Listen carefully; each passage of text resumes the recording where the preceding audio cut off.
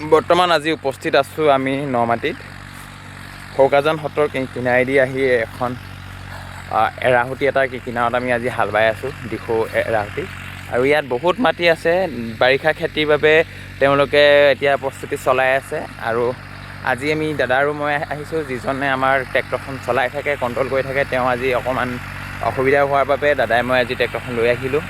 আৰু ওপৰৰ সুতটো দেখিছে নহয়, সুতটো লগাই থোৱা আছে। লগাই থৈছোঁ মানে সম্পূৰ্ণ হোৱাগৈ নাই, টিৰপাল এখনকে লগাই লৈ আহিছোঁ।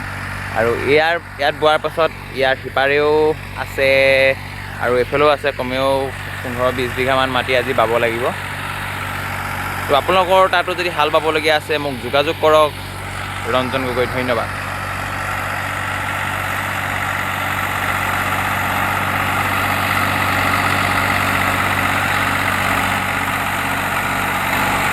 টোপটো কেনেকুৱা লাগিছে কমেণ্ট এটা কৰিব। ঘৰত মানে নতুন ষ্টাইলত বনাইছোঁ অলপ।